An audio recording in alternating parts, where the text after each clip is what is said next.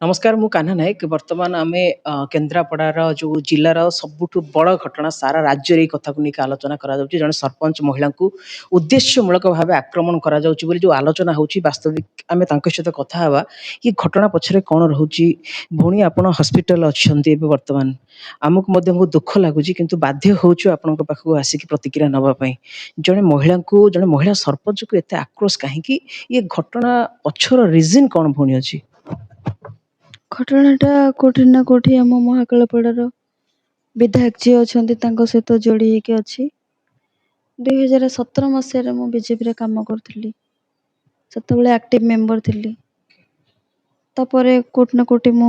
Job fob करके रही जाइथिली जेबेठु सरपंच हेलेनी जेतबेले 2024 मसीह election होला मु बीजेपी लागि बहुत खटिछि मो पंचायत रो मु 1000 लीड देछि चेयरमैन चेंज करिवारे भी मोर मुख्य भूमिका थिला बीजेपी रे जो चेयरमैन कलु एठी विधायक चाहूथिले मासकु लक्षे टंका तांकू चांदा दबा पाई जहाँकि जो सीएफसी हम पैसा रो कि ब्लॉक डेवलपमेंट फंड रो हम कोठु आनिमु काहे पैसा देबी दबा को मना करिवारु तापरे से मने गोटे व्यक्तिगत घर भांगिबा को पठेले जोटे कि लोक माने उपकृत होचंदी हम लोक को एडवाइस करू सेठी जाय काम करिया सेठी विरोध करथिलु तापरे हमको आक्रोश करले मो ब्लॉक रो सब काम डेवलपमेंट काम सब वर्तमान 5 ରୁ 7 टा काम हेके अछि सेटा अपन बिल दउना सेटा को बंद करले बिटू महोदय को हमें पचारे गलु काहे बंद करिसंती हमें 4 जण सरपंच जाइथिलु सेठी मो भाई के मो मोबाइल देथिलि वीडियो करबा को कारण काली सकाळे वीडियो को पचारले कहे मो पाखु के माने आसिनांती कि मु किछ कहिनी सेठी प्रशांत सेठी जे एमएलए को खास लोक आसी मो भाई की मना करला वीडियो काहे बनाउछ एठी ऑफिस रे बसिकी वीडियो बंद कर मु सेठी अपोज करथिली हमर राइट्स अछि तमे की एठी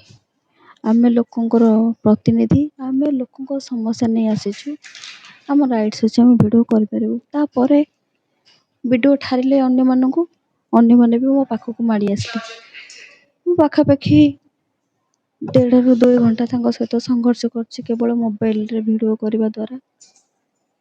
बहुत भी तथ्य अछि मो मोबाइल रे जो माने से माने व्यवहार खराब करछंती जहा भी हेछि वर्तमान मो मोबाइल छडी नै जाइछंती आ पुलिस से तळे आसी मते मागी थिला मोबाइल दियंतो मो सत्ते बडो लाइव स्टार्ट करछि बहुत अत्याचार अन्याय करा जाइछि मार देबा को धमक भी देछंती बहुत कथा तापर पुलिस भी मते थर्ड डिग्री टॉर्चर करछि देखंतु एठी मारछंती एठी भी मारछंती आउरे गोडरे भी मारछंती पिठरे भी आ छाती रे भी तापर आईएएस भी बहुत खराब भाषा मते गाली गुलज करछंती प्रोस्टिट्यूट भलो मंदो एमएलए को विरोध रे जाउछो हमको प्रेशर होछि हमें कोन करबो ए भलिया सब हेछि हेला पर जो महिला माने मते मारी छंती बाडे छंती पुलिस सेही माने ही काली ठुमो सुरक्षा दायित्व रे अछंती मटे निज को सुरक्षा मने करूनी मते मो सुरक्षा दिया जाऊ काली ठु कंटिन्यू मते जगी छंती मो कोन करछि मो पाख को माने भेटिबा को आछंती सब जिंस रो फोटो वीडियो करा जाउछि आ मो पाखु जो माने भेटिया को आछंती बाहर से माने को अटका जाउछि कि नै देखा करि पारिबनी वर्तमान मो असुरक्षित अछि मते हमर जेतबेले थाना को आईआईसी मते नपा को चेष्टा करले मो भाई के आगे गाड़ी नै छाड़ दी आसले पाखा पाखी तापरे मते जेतबेले नपा को आसले मते 3 जन लेडीज घोसारी के नै के पुरै चंती गाड़ी भितरे तो मो सेतबेले लाइव स्टार्ट करली फेसबुक रे कि मते काहे कि मो मोबाइल ना मैडम मोबाइल ता दियंतु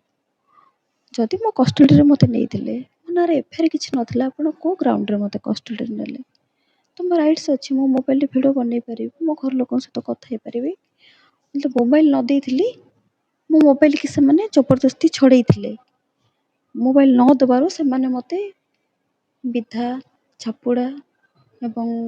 हाथ रे जो इंजर्ड सब हेछि ताकू करचंती एवं मो प्राइवेट पार्ट को बहुत जोर रे मारचंती विधा मारचंती तापर भी पुलिस बहुत खराब भाषा रे गाली गुलज मते करछि मो छाती जेबे पेन हैला एई मैडम भी अछंती एबे भी से भी अछंती मते मारी थिले छी मतलब पेन हैला 10 मिनिट पर्यंत मते हॉस्पिटल नेले तापर କିଛି ଲୋକ ଗଲେ ମୋତେ ହସ୍ପିଟାଲ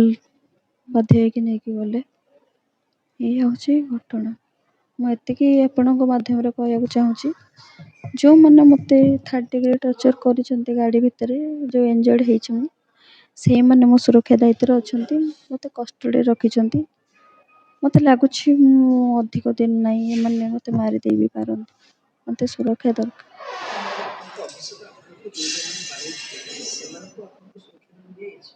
ସେଇମାନେ ହିଁ ଅଛନ୍ତି କାଲିଠୁ ଜଗିକି ରହିଛନ୍ତି ମୋତେ, ଯେଉଁମାନେ ହିଁ ମୋତେ ବାଡ଼େଇଛନ୍ତି। ଆଜ୍ଞା, ପୋଲିସ ଗାଡ଼ି ଭିତରେ ଯେଉଁ 3 ଜଣ, ମୋର ଲେଫ୍ଟ ସାଇଡ଼୍ରେ 2 ଜଣ ବସିଲେ, ଜଣେ 2 ଷ୍ଟାର୍ ବାଲା ଥିଲେ, ଆଉ 2 ଜଣ ବୋଧେ କନଷ୍ଟେବଳ କି ହୋମଗାର୍ଡ଼, ମୋତେ ଆଉ ଏତେ ନାହିଁ, ମୁଁ ଭିଡ଼ିଓ ଦେଖିକି ଯାହା ଜାଣିପାରୁଛି। ସେଇମାନେ ହିଁ ବର୍ତ୍ତମାନ ମୋ ଆଖପାଖରେ ରହୁଛନ୍ତି। ମୁଁ କାହା ସହିତ କଥା ହେଇନି। କାଲି ମୋ ବାପା ମାଆଙ୍କୁ ମୁଁ FIR ଲେଖିକି ନେଇ ପଠେଇଥିଲି। ଆଉ ବର୍ତ୍ତମାନ ମୁଁ ଚାହୁଁଛି ଆମର ଯେଉଁ ମୁଖ୍ୟମନ୍ତ୍ରୀ ଅଛନ୍ତି ମୋହନ ଚରଣ ମାଝୀ, ଲୋକଙ୍କ ସରକାର, 7 ଦିନ ଭିତରେ ମୋତେ ଗୋଟେ ଦିନ ସମୟ ଦିଅନ୍ତୁ। ମୁଁ ତାଙ୍କୁ ବ୍ୟକ୍ତିଗତ ଭେଟିବାକୁ ଚାହୁଁଛି, ଏ ବାବଦରେ ଆଲୋଚନା କରିବାକୁ ଚାହୁଁଛି। ମୋ ପାଖରେ ସବୁ କିଛି ପ୍ରମାଣ ଅଛି। ତ ଯଦି ନ ଭେଟେ ସେ ପ୍ରମାଣକୁ ପୋଲିସ ନଷ୍ଟ କରିଦେବ, ତ ମୋତେ ନ୍ୟାୟ ଦରକାର। ଆଜ୍ଞା ଆଜ୍ଞା, ମୁଁ ମାନ୍ୟବର ମୁଖ୍ୟମନ୍ତ୍ରୀକୁ ଅଲରେଡ଼ି ଆମେ ଚିଠି କରିସାରିଲୁଣୁ। ମୋତେ 7 ଦିନ ଭିତରେ ଗୋଟେ ଦିନ ଟାଇମ୍ ଦିଅନ୍ତୁ। ମୁଁ ପର୍ସନାଲ ଭେଟିବାକୁ ଚାହିଁବି କି ଆମ ଏରିଆରେ କ'ଣ ହେଉଛି, କେଉଁ ଭଳିଆ ଅସୁବିଧା ହେଉଛି, କେଉଁ ଭଳିଆ ଅତ୍ୟାଚାର କରାହେଉଛି, ଅଫିସରମାନେ କେଉଁ ଭଳିଆ ରାଜ ଚଲେଇଛନ୍ତି, ମୁଁ ସବୁ ବାବଦରେ ଆଲୋଚନା କରିବାକୁ ଚାହୁଁଛି। ମୁଁ ଲଢ଼ିବାକୁ ଚାହୁଁଛି। ମୋତେ ମୁଖ୍ୟମନ୍ତ୍ରୀଙ୍କର ସହଯୋଗ ଦରକାର। ଆଜ୍ଞା।